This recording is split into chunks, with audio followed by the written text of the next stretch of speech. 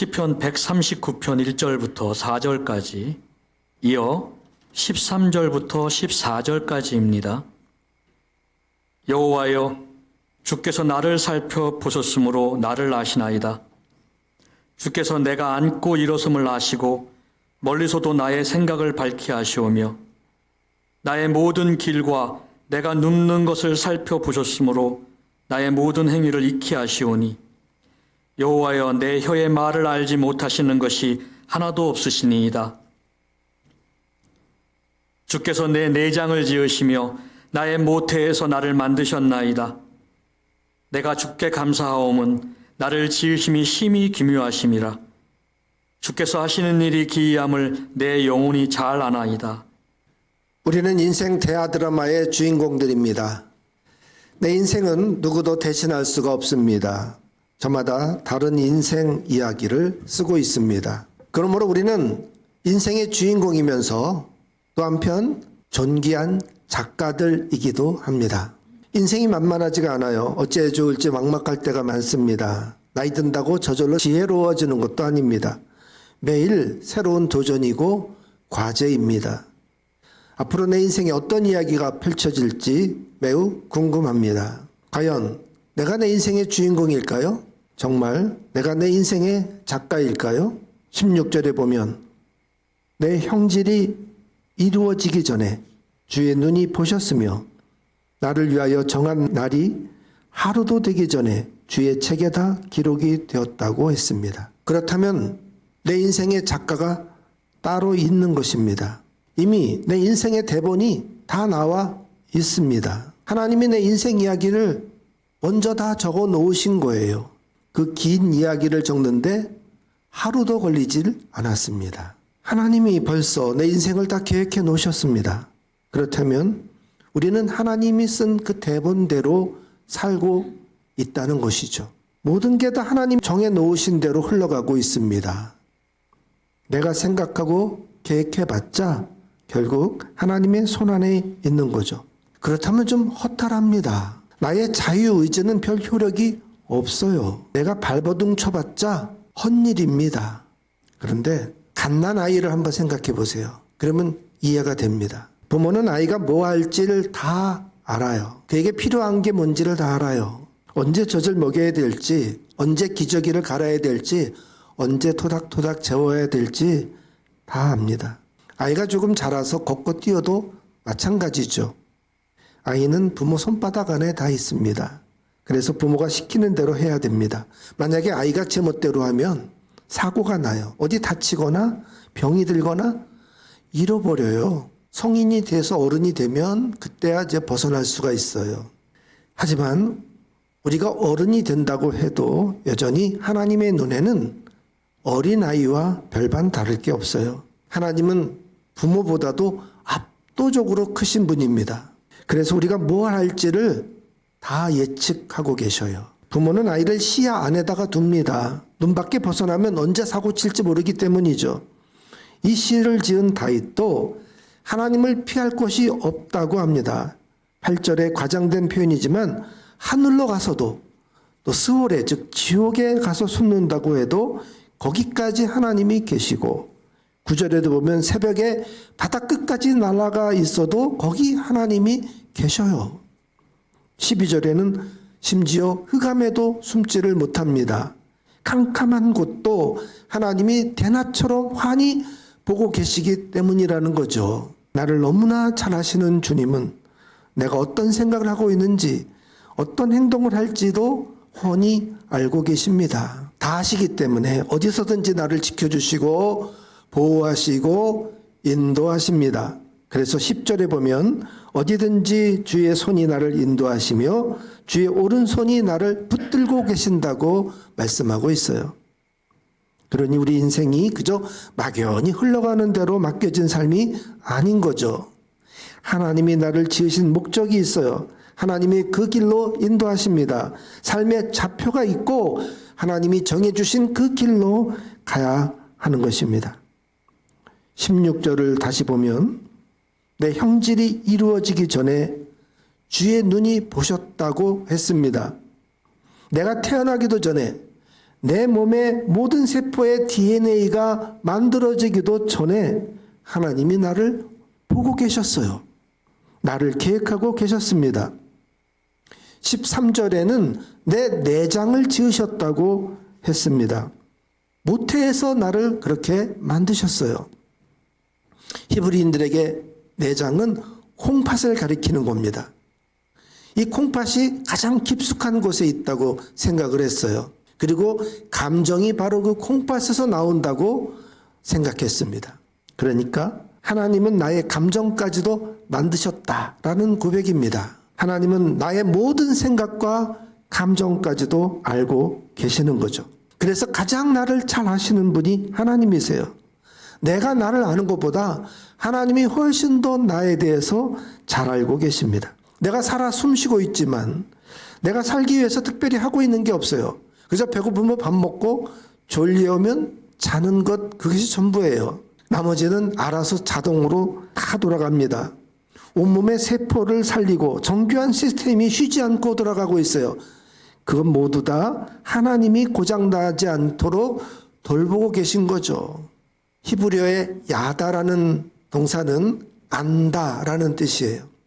근데 이 야다는 그냥 아는 것과는 차원이 달라요. 속속들이 다 할 때 쓰는 단어입니다. 그런데 시편 139편에 이 야다가 무려 9번이나 나옵니다. 1절에 하나님이 나를 알고 계세요. 2절에 나의 앉고 일어섬, 내 생각까지 알고 계셔요. 3절에는 나의 모든 길, 나의 행동까지 알고 계십니다. 4절에는 내 혀의 말까지 아셔요. 그리고 저 밑에 24절에 가면 내 마음, 내 뜻을 하나님이 다 알고 계십니다. 그 사람을 알려면 오래 겪어봐야 돼요. 그냥 이름과 얼굴만 아는 것과는 차원이 다른 거죠. 그의 성격, 습관, 또 좋아하는 거, 싫어하는 거, 비밀, 그의 장단점까지 다 아는 거예요. 그 정도가 되면은 앞으로 그 사람이 어떤 말을 할지, 어떤 행동을 할지 예측할 수가 있어요. 저는 대통령을 잘 압니다.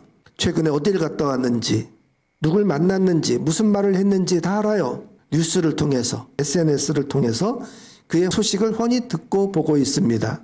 그런데 대통령은 저에 대해서 아는 게 없어요. 제 이름도 몰라요. 제가 부천에 사는 것도 몰라요. 멋진 교회에서 목회하는 것도 저는 모릅니다. 이런 관계는 별 의미가 없어요. 저와 대통령 사이에 서로를 위해서 딱히 해줄 일이 없는 것이죠. 거꾸로 제가 대통령을 모르고 있는데 대통령이 만약에 저를 각별하게 알고 있다면 어떤 일들이 벌어질까요? 아마 제 집에 쌀떡을 가득 채워줄 겁니다. 그리고 냉장고도 채워주겠죠. 특별히 경호원을 붙여가지고 지켜줄 겁니다. 그리고 때에 따라 필요한 거 있으면 택배로 다 보내줄 것 같아요. 안다는 게 참 중요합니다.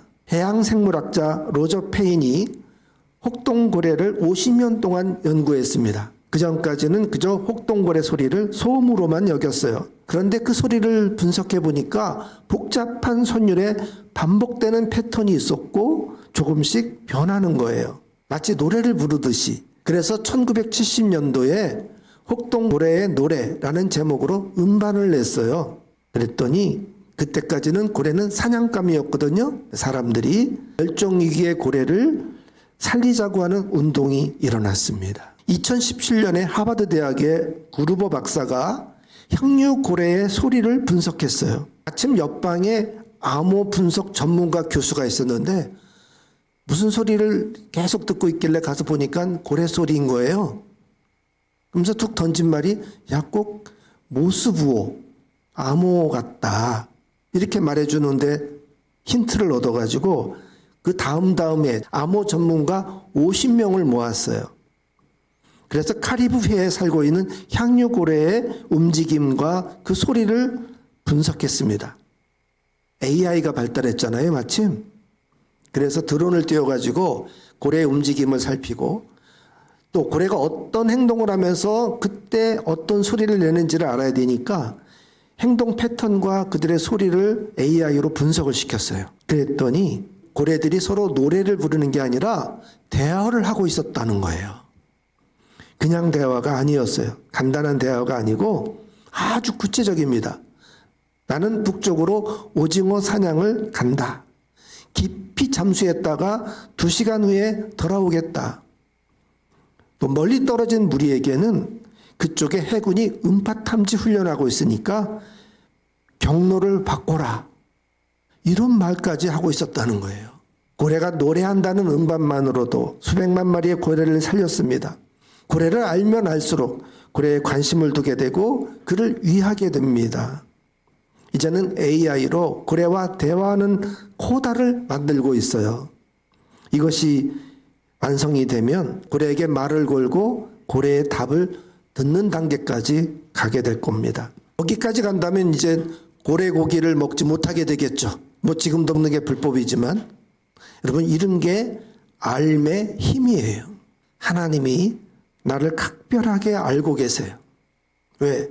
하나님이 나를 창조하시고 복을 주신 분이잖아요. 나를 만드셨기 때문에 누구보다도 나를 잘 알고 계시죠. 하나님은 우리를 에덴 동산에 풍족함을 누리고 행복하게 살도록 복을 주셨어요. 그런데 하나님의 말씀을 거역하고 죄를 짓고 말았습니다. 이 죄는 하나님을 떠나 내가 하나님처럼 되려고 하는 욕망이었습니다. 하나님은 인간을 에덴 동산에서 쫓아내셨어요. 에덴은 모든 게 풍족하고 부족함이 없던 곳입니다. 그러나 에덴 밖에서 그 가시덤불을 거두고 땀을 흘리고 수고해야 겨우 먹을 것을 구하게 되었습니다. 자원이 부족하니까 이웃과 실랑이를 벌여야 합니다. 이제 이웃은 가뜩이나 부족한 파이를 나눠야 하는 거추장스러운 상대가 되었습니다. 이웃과 치열하게 싸우고 경쟁해야 되는 세상이 되고 말았습니다. 중력은 모든 것을 땅 아래로 잡아당기는 힘입니다. 이 힘은 우리를 욕망과 자기 중심으로 끊임없이 끌어당기고 있습니다. 이 중력을 견디려니까 너무 힘겹고 고통스럽죠. 이것이 인간이 죄인으로서 살아가는 인생입니다. 그런데 이 중력을 거스르는 힘이 또 있어요. 이것이 바로 하늘에서 우리를 위로 끌어올리는 하나님의 은총입니다. 바로 하나님이 베푸시는 복이죠. 이 중력을 이기는 힘을 초월이라고 합니다. 초월은 하나님의 은총을 다른 말로 쓰는 단어죠. 인생이란 중력과 초월의 힘이 팽팽한 곳에 놓여져 있습니다. 그러나 현실은 초월보다는 중력의 힘에 밀리는 경향이 있죠. 그래서 우리는 아직도 이 죄가 만연된 세상에 살고 있습니다.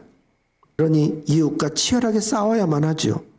그래서 시인은 19절에서 나를 괴롭히는 악한 이웃을 향해 벼르고 있습니다. 이렇게 하나님이여 주께서 반드시 악인을 죽이시리이다. 피 흘리기를 즐겨하는 자들아 나를 떠날지어다. 이런 표현은 이 시를 쓴 다윗이 원수를 향한 저주입니다. 그러나 그 내막에는 또 다른 고백이 담겨 있죠. 원수가 아닌 이웃을 향해서는 나는 악하게 살지 않겠다는 결단이에요. 힘겨운 인생살이라고 하더라도 그거를 핑계로 이웃에게 피 흘리게 하지 않겠다. 또 그걸 즐기지 않겠다고 하는 바울의 결심입니다. 왜냐하면 비록 나는 죄인이지만 하나님의 복으로 창조된 존재이기 때문입니다. 그래서 다윗이 14절에서 자기가 특별한 존재임을 깨달아요. 내가 주께 감사하옴은 나를 지으심이 심히 기묘하심이라. 주께서 하시는 일이 기이함을 내 영혼이 잘 아나이다. 우리 모두 창조의 신비로 탄생했습니다. 하나님이 얼마나 공을 들여 우리 한 사람 한 사람을 만드셨는지 몰라요. 하나님이 각별한 사랑과 복으로 우리를 지으셨습니다. 히브리어로 창조라는 단어가 바라거든요. 근데 복은 바라크예요. 어원이 같아요. 창조는 곧 복이라는 뜻이에요. 하나님의 은총으로 우리가 지어졌기 때문에 우리는 하나님의 은총 덩어리다 라고 말할 수 있어요. 그러니까 중력에 눌려 있으면 안 되죠. 하나님의 은총으로 능히 이겨낼 수 있다고 자신해야 합니다. 아름다운 대자연을 보세요. 그 창조의 경이로움을 바라보면 정말 두 손을 들고 하나님을 찬양하게 되잖아요. 이렇게 일어서는 모습이 초월의 힘인 거예요. 중력에 찌부러져 눌려 있는 게 아니라 기계를 펴고 하나님 향해 찬양하는 이 모습이 바로 초월의 힘으로 서는 거예요. 우리 인생의 욕망의 중력과 은총의 초월이 서로 팽팽하게 당기고 밀고 그러고 있죠. 하나님을 모르면 인생이 어둡고 우울하게 됩니다. 죄로 더러워진 인생이어서 그저 욕망이 시키는 대로 끌려가는 거예요. 그러나 우리는 하나님의 은총 덩어리이기 때문에 하나님의 기대에 부응해야 됩니다. 복 받은 존재로서 세상을 바라봐야 돼요. 일상에서 이 은총을 경이롭게 발견합시다. 14절이 내가 존재한다는 놀라움이죠. 나의 지으심이 심히 기묘하심이라. 이 탄성, 이 찬양을 하게 되면 더 이상 이웃은 갈취의 대상이 아니고 함께 경탄하는 동지로 바뀌게 됩니다. 내 존재가 이웃에게 따뜻한 축복이 되게 하십시다. 우리 인생에 하나님의 충만하고 풍요로운 복이 함께 하시기를 축복합니다.